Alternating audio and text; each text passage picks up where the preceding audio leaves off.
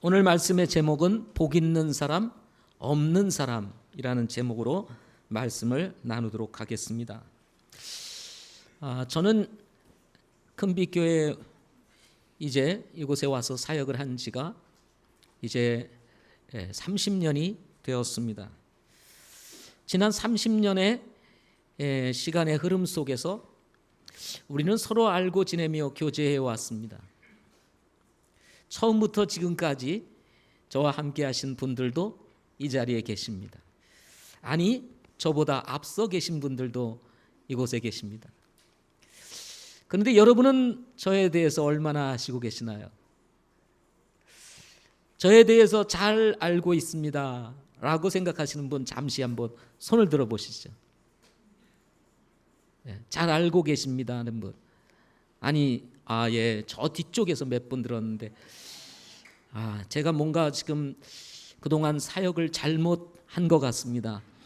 저를 아는 분들이 이렇게 적다니요. 아무도 손을 안 들 줄 알았더니 그래도 저 뒤에 몇 분이 드셔서 그나마 다행인 것 같습니다. 그런데 저를 잘 아는 것 같아도 막상 이렇게 물어보면 대답하기가 쉽지가 않습니다. 그러면 여러분은 하나님에 대해서 얼마나 아시고 계시나요? 성경을 아는 만큼 하나님을 아는 것이 비례한다는 말이 있습니다. 성경을 아는 만큼 하나님을 알까요? 지식적인 것과 경험은 또 다르기 때문에 이 또한 대답하기가 쉽지 않을 것입니다. 우리는 평소에 하나님에 대해서 잘 알고 지낸다고 생각을 합니다. 그러나 막상 물어보면 대답하기가 쉽지 않다는 사실을 느끼게 될 것입니다. 아는 것과 조금 아는 것, 그리고 알 것 같은 사이에는 접근하기 어려운 갭들이 있게 되는 것입니다. 동서고금을 막론하고 사람들이 좋아하는 단어 하나가 있습니다. 그게 무엇일까요? 복이라는 단어입니다. 따라서 한번 해보시죠. 복. 아마도 오늘 이 예배에 오신 것은 복을 받기 위해서, 뭔가 이 예배를 통해서 복을 받기 위해서 오신 분도 없지 않아 있으실 거라는 생각을 가져보게 됩니다.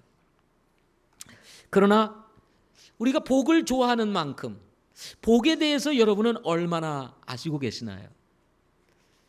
복을 받기를 원하고 좋아하는데 복에 대해서는 우리가 얼마나 잘 알고 있나 하는 것입니다. 대답하기 또 쉽지 않으시죠? 잘 압니다 하고 손 들어 보시라 그러면 여러분을 굉장히 불편하게 할 것 같아서 그렇게 하지 않겠습니다. 오늘 시편 1편은 복에 대해서 강조하고 있는 말씀입니다. 흠정역 성경, 우리가 읽고 있는 이 성경과 달리 영어 킹제임스 성경에서는 복 있는 사람이라는 말이 문장 제일 앞에 나와 있는 것을 보게 됩니다. 복 있는 사람이 문장 제일 앞에 나와 있다는 것은 복 있는 사람에 대해서 강조하고 있다는 사실을 우리는 본문을 통해서 알게 되는 것입니다.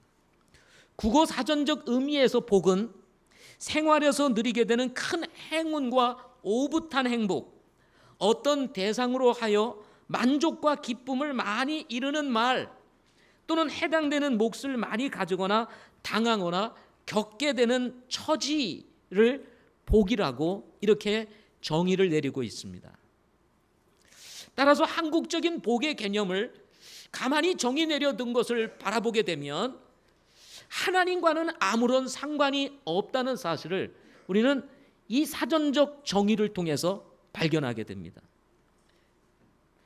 큰 행운과 오붓한 행복, 어떤 대상으로 하여 만족과 기쁨이 많은 것을 이루는 말, 해당되는 몫을 많이 가지거나 당하거나 겪게 되는 처지, 뭔가 삶에서 우연히 일어나는 어떤 횡재 같은 것들에 대해서 이야기하고 있는 것을 보게 되는 것입니다.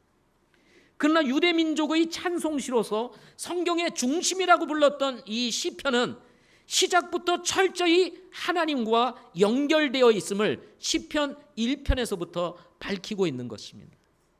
성경의 복은 하나님과 직접적으로 연결되어 있다 하는 것입니다. 이런 측면에서 성경이 말하는 복은 그 출발부터 이 세상의 복과 다르다는 사실을 말씀해 주고 있는 것입니다. 속도보다 방향이 열심보다 잘하는 것이 중요하다고 한다면 자칫 출발이 다르게 될 때 올 수 있는 결과를 우리는 짐작할 수가 있게 되는 것입니다. 복에 대한 우리의 인생의 출발, 어떻게 시작하느냐에 따라서 우리의 삶의 결과가 달라지게 된다는 것입니다. 그렇다면 성경에서 말하는 진정한 복 있는 사람, 진정으로 복 있는 사람은 어떤 사람일까요? 우리는 본문을 통해서 세 가지로 살펴보고자 합니다. 첫째는 예수 그리스도의 피로 죄를 용서받은 사람이 복 있는 사람이다 하는 것입니다. 어떤 사람이 복이 있는 사람인가? 라고 하는 사실을 말할 때 예수 그리스도의 속죄를 빼놓고는 생각할 수가 없다는 것입니다. 그 이유를 우리는 블레스, 복이라는 영어 단어에서 찾아볼 수가 있습니다. 저는 다음에다가 블레스의 근원, 어원이 뭐냐 하고 물어보았습니다. 그랬더니 다음 어학사전에서 다음과 같은 답을 저에게 제시하여 주었습니다. 그대로 여러분에게 읽어드리면 다음과 같습니다. 블레스의 어원은 블루드에서 나온 말로 예전에 신을 숭배하는 의식을 할 때에 그 의식의 하나가 피를 뿌리는 의식이 있어 피를 뿌리다인 블레드는 피를 흘리다라는 뜻도 가지고 있는데요, 정화하다라는 뜻도 가지고 있습니다. 이 정화하다라는 뜻에서 신성케함, 축복, 은혜라는 뜻이 되었다라고 이렇게 설명을 하고 있습니다. 뿐만 아니라 축복하다의 의미인 이 블레스에서 나온 말이 행복, 기쁨의 뜻을 가지고 있는 블리스이다라고 이렇게 설명을 하고 있습니다. 따라서 이 블레스라의 어원이 뭐냐? 우리가 여기서 주목해야 될 것은 이 블레스의 어원은 블루드라는 것입니다. 피라는 뜻을 가지고 있습니다. 피, 그러면 혐오스럽지 않습니까? 피 하면 상처, 고통, 어찌 보면 죽음을 의미하는 단어라고 할 수가 있습니다. 근데 어떻게 피라는 단어에서 바로 복이라는 단어가 왔을까요? 도대체 어떤 이유에서 피라는 단어에서 복이라는 단어가 왔을까요? 우리는 그 단어의 그 이유를 우리는 성경에서 찾아볼 수가 있는 것입니다. 다른 어떤 곳에서도 찾아볼 수 없는 것, 그것을 우리 성경에서는 우리에게 제시해주고 있는 것입니다. 성경에서 말하는 영적인 진리 중에 하나는 피 흘림이 없은즉 사함이 없다라는 말씀이 있습니다. 히브리서 9장 22절 말씀입니다. 피 흘림이 없은즉 사함이 없느니라. 아담이 범죄를 하여 죄가 세상에 들어왔을 때 죄 없는 짐승을 잡아 가죽옷을 만들어 입히심으로 죄로부터 오는 인간의 수치를 해결해 주심으로 피 흘림의 역사는 출발하고 있는 것을 보게 됩니다. 아벨을 거쳐 아브라함을 거쳐 후에 하나님께서 모세를 통해서 주신 율법을 통해서 이 사실을 확증해 주시는데요, 레위기 17장 11절 말씀에서는 이렇게 말을 합니다. 이는 육체의 생명이 피에 있기 때문이니라. 내가 피를 너희에게 주어 제단 위에 뿌려 너희 혼을 위해 속죄하게 하였나니 피가 혼을 위해 속죄하느니라 하고 말씀하고 있는 것입니다. 죽음을 불러왔던 인간의 죄, 인간을 죄로 인해서 사망에 이르게 했던 이 죄를 속죄할 수 있는 유일한 방법이 바로 피를 통해서 이루어진다고 성경은 말씀하고 있는 것입니다. 이후에 죄 없는 짐승의 원형이 되신 어린 양 되신 예수 그리스도께서 우리를 위하여 피 흘려 돌아가심으로 인류의 모든 죄를 속하셨다는 사실을 우리는 사복음서를 통해서 배우게 되는 것입니다. 예수 그리스도의 보혈, 죄 없는 분 예수 그리스도의 피를 통해서 우리의 모든 죄를 우리 하나님께서 속죄해 주셨다는 것입니다. 따라서 바울은 성령의 영감으로 로마서를 기록하면서 다윗이 시편 32편 1절부터 2절에 하셨던 말씀을 인용하여 다음과 같이 이야기를 합니다. 다윗이 행위가 없어도 하나님께로 의를 인정하시는 사람이 복된 일을 묘사하여 이르되, 자기 불법들을 용서받고 자기 죄들이 가려진 자들은 복이 있으며 주께서 죄를 인정하지 아니하실 사람은 복이 있도다 하고 말씀하고 있다는 것입니다. 과연 어떤 사람이 복 있는 사람일까요? 그것은 죄를 용서받은 사람이 복 있는 사람이라고 말씀하고 있는 것입니다. 이것이 진짜 복이라는 것입니다. 오늘 본문에서는 이렇게 말씀을 시작하고 있습니다. 경건치 아니한 자들의 계획대로 걷지 아니하고 죄인들의 길에서 서지 아니하며 조롱하는 자들의 자리에서 앉지 아니하는 사람은 복이 있나니, 경건치 아니함, 하나님의 계획대로 걷지 아니하고 죄인의 길에 서지 아니하며 조롱하는 자들의 자리에 앉지 않는 사람은 어떤 사람일까요? 그것은 예수 그리스도의 보혈의 능력으로 죄 용서함 받은 사람인 것입니다. 죄를 범하는 인간의 운명은 정해져 있습니다. 죄의 싹은 사망이요, 인간에게 있어서 가장 두려운 것은 죽음이겠죠. 이 죽음이 죄로부터 왔다는 사실을 성경은 명확하게 밝혀주고 있는 것입니다. 세상에서 어떻게 살았느냐와 상관이 없습니다. 내가 얼마나 많은 부를 가지고 있느냐, 얼마나 많은 지위를 가지고 있느냐, 얼마나 많은 명예를 가지고 있느냐 상관없이 죄의 싹은 사망이라고 성경은 선언하고 있는 것입니다. 예수 그리스도의 보혈을 통해서 속죄함을 받지 아니하게 되면 멸망에 이르게 되고 망하게 될 것이라고 시편 1편 6절에서도 말씀하고 있는 것입니다. 우리가 사는 세상이 수고와 슬픔뿐이라고 하였지만 이것과는 비교할 수 없는 참혹한 미래가 기다리고 있다고 성경은 경고하고 있는 것입니다. 그러므로 이 경고의 사이렌 소리를 듣고 피한 사람이 복이 있는 사람이다. 예수 그리스도의 보혈의 능력으로 속죄함을 입고 하나님의 자녀로 거듭난 사람이야말로 복이 있는 사람이다 라고 성경은 말씀하고 있는 것입니다. 어떻게 죄를 용서받을 수 있을까요? 오직 예수 그리스도의 보혈입니다. 그러므로 여러분은 혹시 아직도 예수 그리스도의 보혈로 속죄함을, 죄 용서함을 받지 않으신 분들이 있다면 여러분 지금 구원받으시기를 바랍니다. 왜냐하면 내일은 우리를 보장해 주지 않기 때문인 것입니다. 고린도후서 6장 2절 말씀에 보면은 보라 지금이 받아주시는 때요, 보라 지금이 구원의 날이로다 라고 말씀하고 있습니다. 지금이 구원받을 만한 때요, 지금이 은혜를 받을 만한 때라고 말씀하고 있는 것입니다. 내일은 없는 것입니다.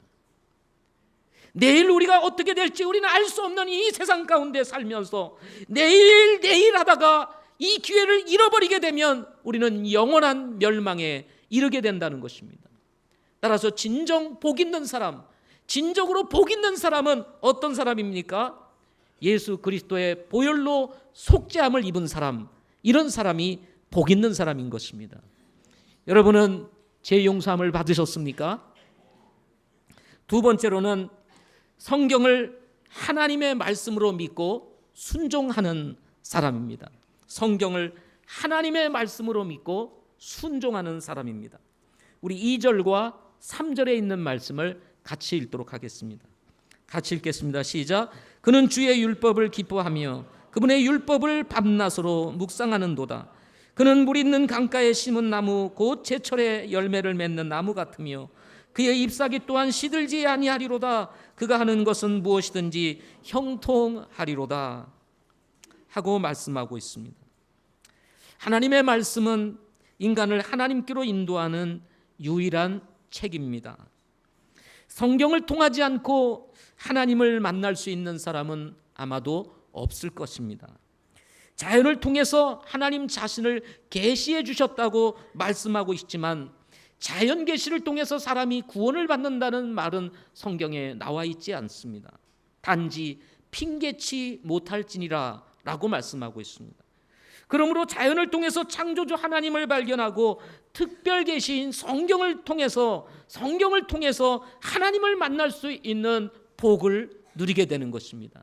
왜냐하면 성경에는 하나님을 만날 수 있는 길과 방법을 제시해 주고 있기 때문에 그렇습니다.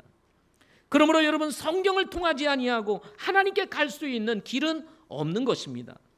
성도들에게 하나님의 말씀은 어떤 말씀일까요?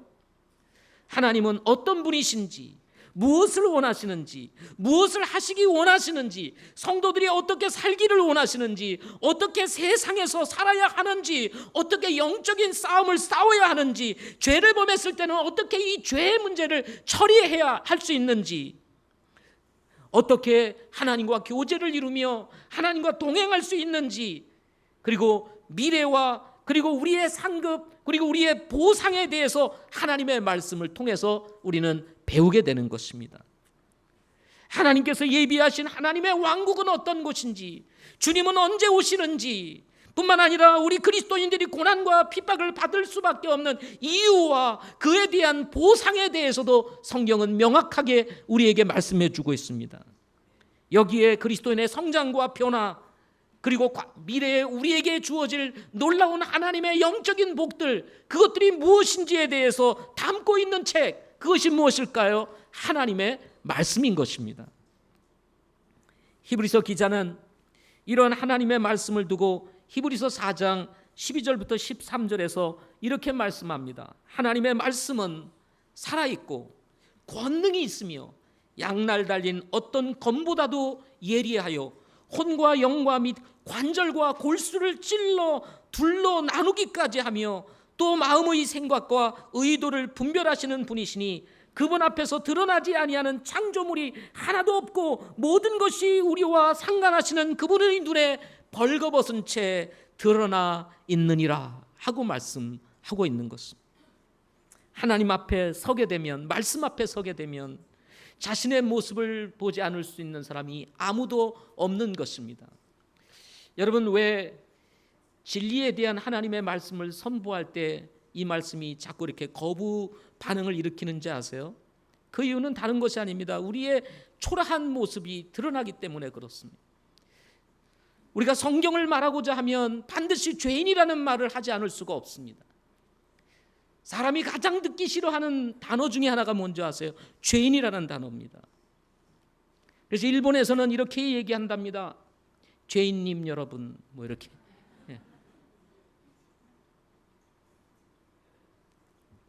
혹시나 마음이 상할까 봐.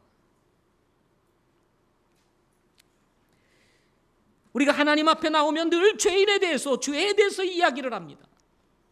그러니 마음이 불편한 거예요. 그렇지 않아도 세상 살면서 범하는 죄들로 인해서 심적으로 어두운 가운데 있는데 죄인, 죄, 구원받아라 늘 얘기를 하니 불편한 것입니다.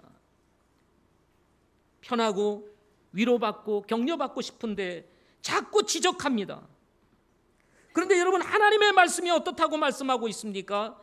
어떤 검보다도 예리하여 혼과 영과 및 관절과 골수를 찔러 둘러 나누기까지 하는 그런 말씀이라고 하고 있는 것입니다. 그래서 하나님 앞에 서면, 하나님의 말씀 앞에 서면 찔림이 있게 되는 것입니다. 그 찔림을 통해서 우리는 돌이키게 되고 주님 앞으로 돌아올 수 있는 은혜를 누리게 되는 것입니다. 따라서 창조물이 하나도 없고 모든 것이 우리와 상관하시는 그분의 눈에 벌거벗은 채 드러난다라고 이렇게 말씀하고 있는 것입니다. 그런가 하면 시편 기자는 시편 119편 105절에서 이렇게 말씀합니다. 주의 말씀은 내 발의 등불이요 내 길의 빛이니이다 하고 말씀하고 있습니다. 우리의 인생의 길은 참으로 앞이 보이지 않을 때가 많습니다. 잘 갈 수 있을 것 같은데 가보면 막혀 있고요. 편할 것 같은데 가보면 어렵고요. 될 것 같은데 가보면 되지 않는 그런 경우들을 우리는 많이 경험하며 살아가게 됩니다. 그래서 당황스러울 때가 있죠. 이게 잘 될 줄 알았는데, 길이 보였는데 가보니까 길이 없는 거예요. 편하게 갈 수 있을 줄 알았는데 가보니 진짜 어려운 거예요. 도대체 이게 뭐지? 이때 성경은 우리에게 이렇게 말합니다. 주의 말씀은 내 발의 등불이요 내 길의 빛이니이다. 때로는 우리가 길이 막히고 그리고 험난한 길 앞에서 당황스러울 때 언제일까요? 아마도 제가 볼 때는 하나님의 말씀에서 멀어져 있을 가능성이 높습니다. 매일의 삶에서 주님의 말씀으로 우리가 인도를 받게 된다면 막혀있는 것 같은데도 가보면 열려있고, 어려울 것 같은데도 가보면 쉽고, 정말 역경이 있을 것 같이 느껴졌는데 가보면 하나님께서 평안으로 인도하시는 것을 경험하게 된다는 것입니다. 주의 말씀은 내 발의 등불이요 내 길의 빛이니이다. 어둡고 캄캄한 길에 빛이 되어주고 등불이 되어주시는 것, 그것이 하나님의 말씀인 것을 시편은 이야기하고 있는 것입니다. 그뿐만 아닙니다. 시편 1편 2절과 3절 오늘 본문의 말씀에서는 이렇게 얘기합니다. 그는 주의 율법을 기뻐하며, 누가요?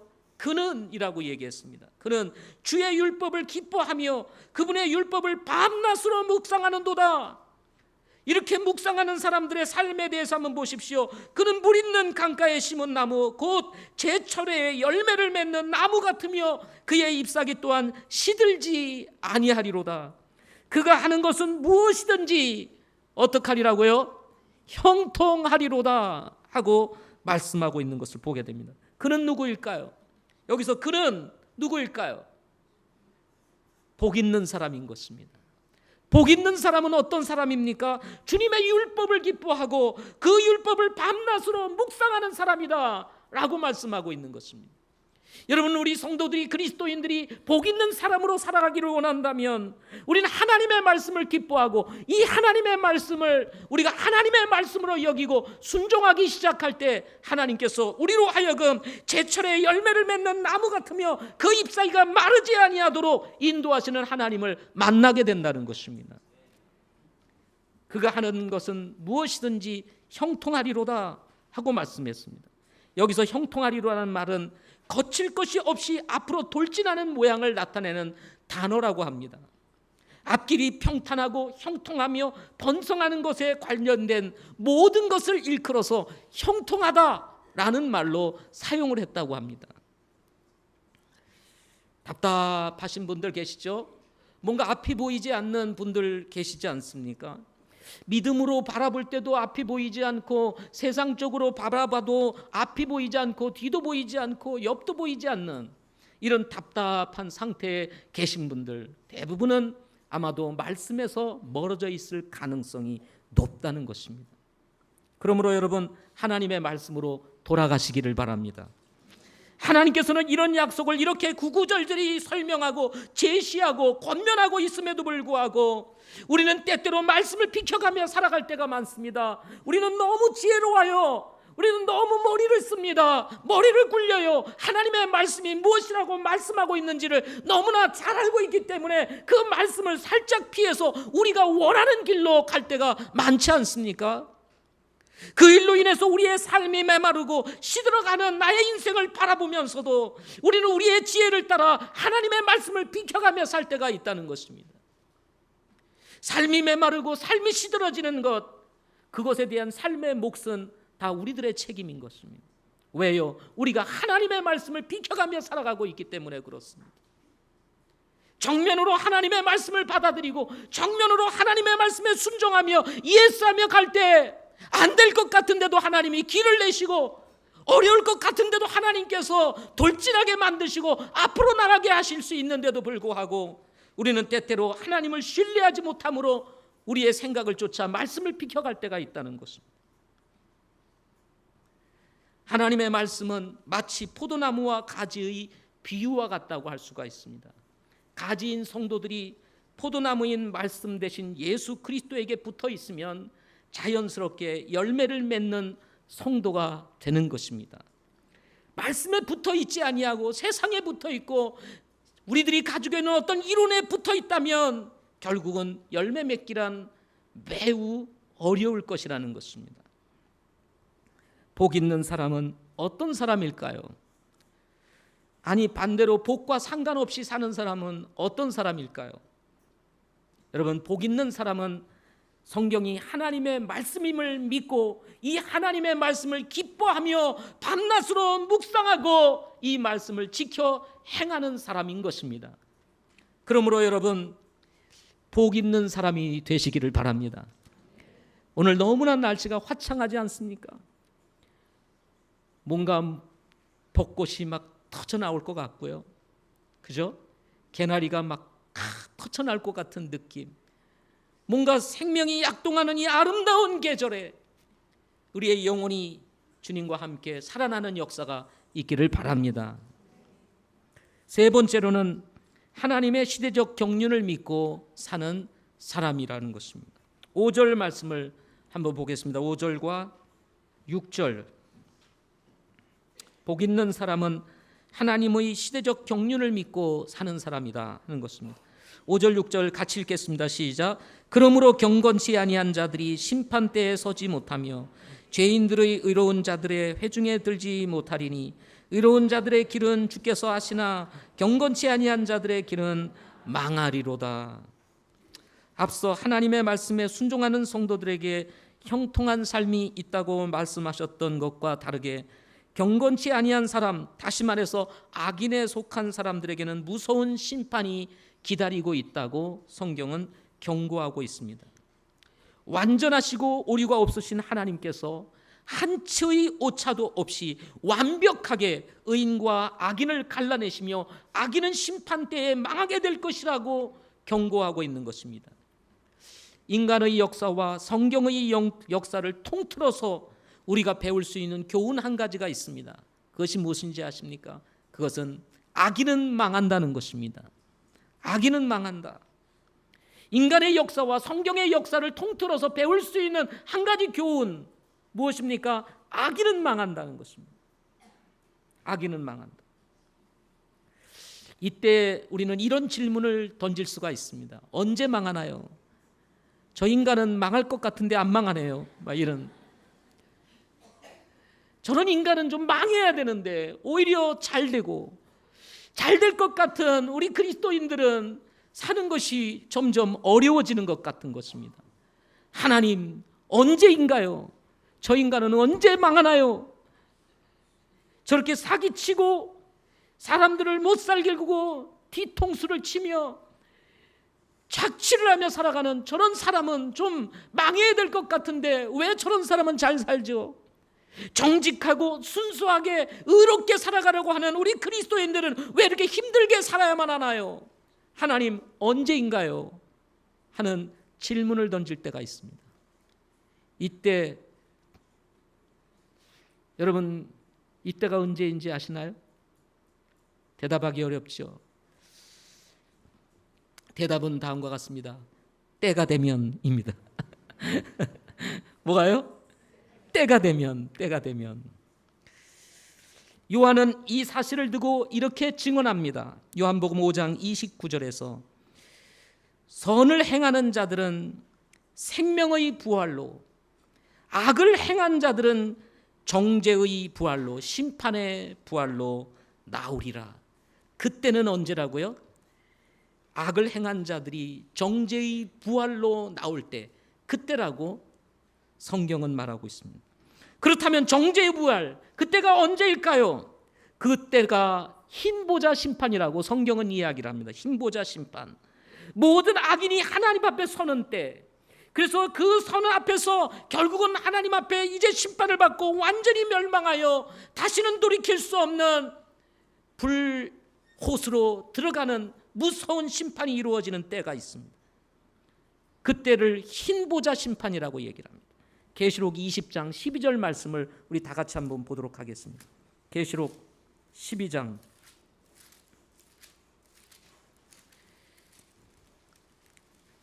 계시록 20장 12절. 계시록 20장 12절 말씀입니다. 11절 12절 두 구절을 같이 읽도록 하겠습니다. 11절 12절 같이 읽겠습니다. 시작. 또 내가 크고 흰 왕자와 그 위에 앉으신 분을 보니 땅과 하늘이 그분의 얼굴을 피하여 물러가고 그것들의 자리가 보이지 아니하더라.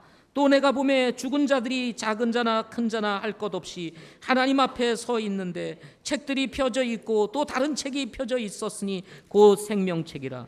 죽은 자들이 자기 행위들에 따라 책들에 기록된 그것들에 근거하여 심판을 받았더라. 바다가 자기 속에 있던 죽은 자들을 내주고 또 사망과 지옥도 자기 속에 있던 죽은 자들을 넘겨주매 그들이 각각 자기 행위에 따라 심판을 받았고 사망과 지옥도 불호수에 던져졌더라. 이것은 둘째 사망이니라. 누구든지 생명책에 기록된 것으로 드러나지 않는 자는 불호수에 던져졌더라 하는 말씀이 기록되어 있는 것입니다. 반드시 한번 하나님 앞에 서게 되는데요, 이 사람들은 모두 심판을 받아 불호수에 들어가게 될 것이라고 성경은 말씀하고 있는 것입니다. 그러므로 여러분, 좀 힘들고 어려워도 너무 서럽게 생각하지 마시기를 바랍니다. 이때는 천년왕국 이후가 될 것이며 천년간의 통치기간 전에는 예수 그리스도의 재림이 있고 예수님의 재림이 있기 전에 이 땅에는 7년 동안 큰 환난이 있을 것이라고 성경에서는 말씀하고 있습니다. 이 땅에서는 큰 환난이 있지만 하늘에서는 어린 양의 혼인잔치와 성도들을 위한 상급 심판이 있게 될 것이고, 이 어린 양의 혼인잔치 그리고 큰 환난이 시작되기 전에 예수님께서 공중에 임하심으로 구약의 성도들과 신약의 성도들 중 먼저 죽은 자들을 살리시고 그 위에 살아남은 자도 공중으로 끌어올려서 주를 영접하게 하시는 놀라운 역사가 이제 앞으로 일어나게 될 것이라고 성경은 말씀하고 있습니다. 우리는 사랑하는 주님을 공중에서 영접하게 될 것입니다.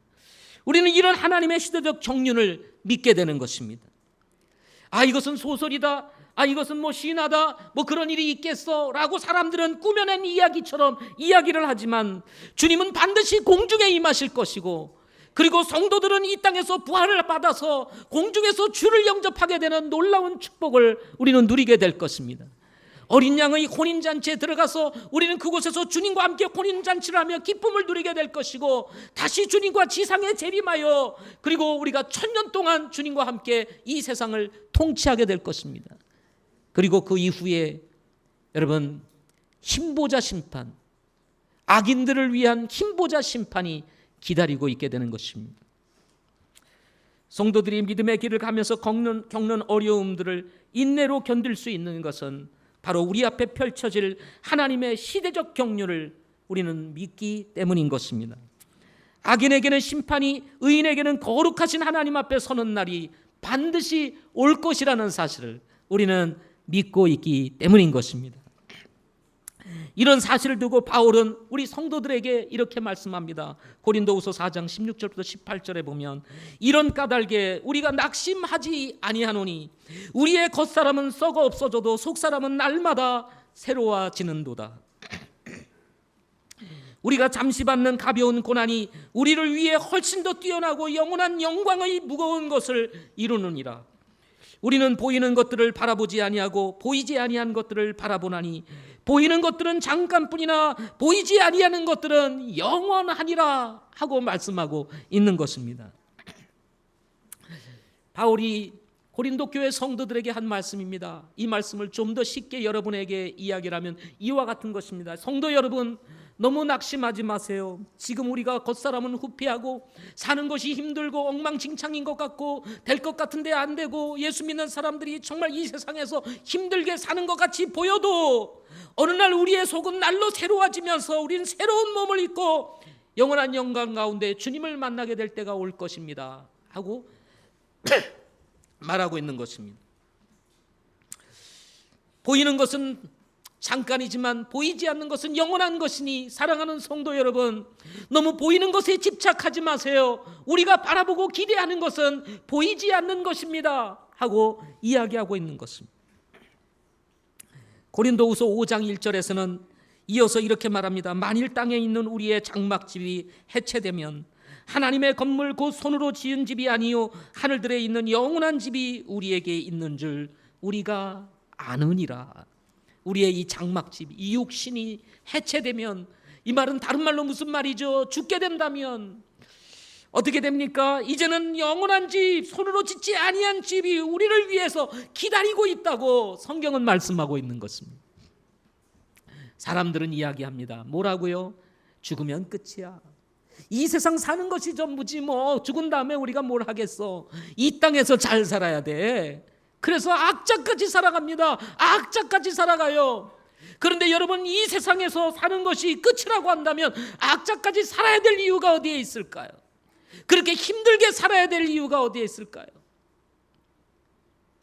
여러분, 우리에게는 죽음의 끝이 아니고 그 죽음 이후에 이전보다 지금 우리가 살고 있는 이 세상보다도 훨씬 아름답고 놀랍고 영원한 세상이 우리를 위해서 기다리고 있는 것입니다.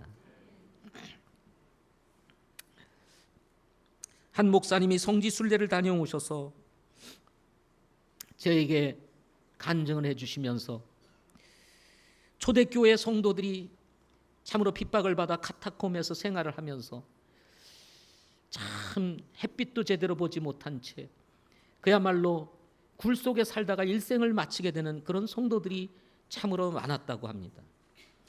카타콤에서 생활하던 당시 그리스도인들은 거의 40세를 넘기지 못하고 세상을 떠났다고 합니다.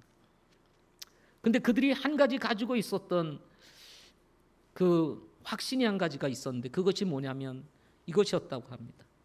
어떻게 보면 사는 것보다 죽는 것이 나음에도 불구하고 그 생명을 유지하며 살려고 했던 이유 단 한 가지, 그것은 우리가 복음을 전하기 위한 것이라고 했다고 합니다. 우리가 악자까지 살아야 되는 이유 그 한 가지, 그것은 다른 것이 아니다. 우리가 생명을 연장시키고 우리가 건강을 유지하고 밝은 내일을 기다리면서 사는 것이 아니라 아직도 구원받아야 될 사람이 있기에 우리가 악자까지 살다가 우리가 복음을 전할 사람이 있으면 그 사람에게 복음을 전해야 되기 때문에 우리가 살아야 한다. 그렇게 하면서 삶을 유지했다고 합니다. 이 장막직은 아무것도 아닙니다. 언젠가는 해체되어지게 되는 것입니다. 그러나 영원한 집이 우리를 기다리고 있다는 이 사실을 기억하면서 여러분, 주님과 함께 동행하는 삶이 되시기를 바랍니다. 그러므로 복 있는 성도들은 하나님의 경륜에 따라 오실 주님을 기다리며 사모하게 되는 것입니다. 우리 주님께서 요한에게 이렇게 말씀하셨습니다. 요한계시록 22장 20절 마지막 계시록 말씀을 마치면서 예수님께서 요한에게 이렇게 마지막으로 말씀을 주십니다. 요한아, 내가 반드시 속히 오리라. 요한아, 내가 반드시 속히 올 거야. 반모섬에서 고난을 당하며 그 힘든 과정을 지나가면서 어려움을 겪고 있는 요한이 환상을 통해서 하나님께서 보여주시는 이 천상의 세계, 하나님의 왕국의 세계를 보여주면서 앞에 일어날 일들을 쫙 보여주면서 이 요한계시록을 기록하면서 마지막으로 요한에게 주셨던 말씀, 요한아, 내가 반드시 속히 오리라. 그때 요한은 이렇게 주님의 말씀에 대답을 합니다. 아멘. 주 예수님이여, 과연 그와 같이 오시옵소서. 아멘. 주 예수님이여, 과연 그와 같이 오시옵소서. 여러분, 우리는 다시 오실 주님을 믿는 것입니다. 다시 오실 주님, 고난당하고 어렵고 힘들며 정말 불리하게 살아가고 있는 우리 성도들을 바라보면서 속히 오시고 계시는 우리 주님을 바라보며 사시기를 바랍니다. 이것은 그냥 이야기일 뿐이야, 이건 성경의 이야기일 뿐이야, 뭐 주님이 다시 오겠어? 아닌 것입니다. 복 있는 사람은 어떤 사람일까요? 하나님의 시대적 경륜, 다시 오실 주님, 악인은 반드시 하나님 앞에 서서 심판받게 될 것이라고 하는 이런 놀라운 하나님의 시대적 경륜을 믿고 받아들이며 인내하는 성도들이 바로 복 있는 사람이라고 성경은 말씀하고 있는 것입니다. 의로운 자들의 길은 주께서 아시나 경건치 아니한 자들의 길은 망하리로다. 의로운 자들의 길은 주께서 아시나. 여러분, 힘드시죠? 정말 사는 것이 점점 그리스도인들이 살아가기에 쉽지 않은 세상으로 변해가고 있습니다. 어떤 고난과 핍박이 앞으로 우리 교회에 불어닥칠지 우리는 알지 못합니다. 그러나 기억하십시오. 오늘 본문을 통해서 하나님께서 주시는 위로의 말씀, 의로운 자들의 길은 주께서 아시나 주님이 아신다는 것입니다.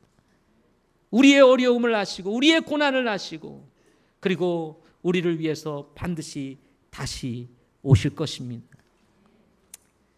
결론적으로 말씀을 드립니다. 복 있는 사람은 어떤 사람일까요? 예수 그리스도의 피로 죄를 용서받은 사람입니다. 여러분, 죄 용서함을 받으셨나요? 성경을 하나님의 말씀으로 믿고 순종하는 사람입니다. 여러분, 혹시 하나님의 말씀을 비켜가며 살아가고 있지는 않습니까? 어찌나 그렇게 잘 비켜다니면서 사시는지 하나님께서 혀를 내두르는 정도로 도 같으신 분들 계시지 않으세요? 말씀에 순종하는 것이 우리의 삶이 되어야 되는데 비겨가는 것이 삶의 아주 일상이 되신 분들, 빨리 회개하시고 돌이키시기를 바랍니다. 아멘. 세 번째로는 하나님의 시대적 경륜을 믿고 인내하는 사람인 것입니다. 사랑하는 성도 여러분, 여러분은 복 있는 사람인가요? 아니면 없는 사람인가요? 기도하겠습니다.